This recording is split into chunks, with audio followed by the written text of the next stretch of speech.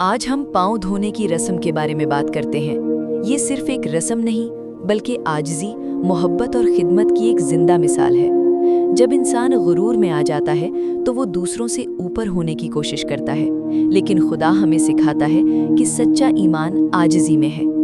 पाँव धोना इस बात की निशानी है कि हम एक दूसरे की खिदमत करें, एक दूसरे को माफ़ करें और मोहब्बत के साथ जिएं।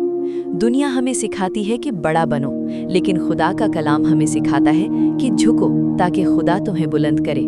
जब हम दूसरों के लिए झुकते हैं तब हम हकीकत में मसीह की मानंद बनते हैं। आइए अब हम खुदा के कलाम से सीखते हैं कि खुदा हमें क्या सिखाता है। बाइबल मुकद्दस में यूहन्ना 13:14-15 में लिखा है, बस जब मैंने जो खुदावंद और उस्ताद हूँ तुम्हारे पाँव धोए, तो तुम्हें भी चाहिए कि एक दूसरे के पाँव धो, क्योंकि मैंने तुम्हें नमूना दिखाया है, ताकि जैसे मैंने तुम्हारे साथ किया तुम भी वैसा ही करो। यहाँ यीशु मसीह हमें एक बहुत बड़ी सच्चाई सिखा रहे हैं। वो खुदावंद थे, सबसे बड़े थे, लेकिन उन्होंने शागिर्दों के पाँव धोए।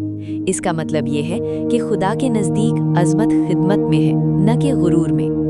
फिलिपियों 2:5-7 में भी लिखा है, तुम में वही मिजाज हो जो मसीह यस्सु का भी था।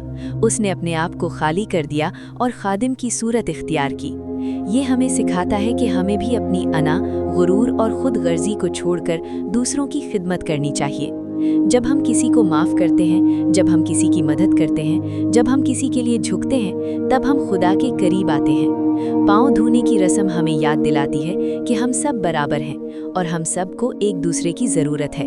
खुदा हमसे यही चाहता है कि हम मोहब्बत में जिएं, खिदमत करें और आजिज़ी इख्तियार करें। आखिर में आए हम अपने दिलों को झुकाएं और दुआ करें। ए आसमानी बाप, हम तेरा शुक्र अदा करते हैं कि तूने हमें अपनी मोहब्बत और आजिज़ी का रास्ता दिखाया।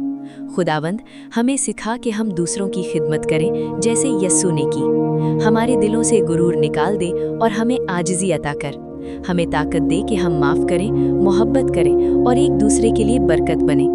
ए खुदावंद, हमारे दिलों को पाक कर और हमें अपने रास्ते पर चलने की तौफीक दे। यस्सु के नाम में हम ये दुआ मांगते हैं, आमीन।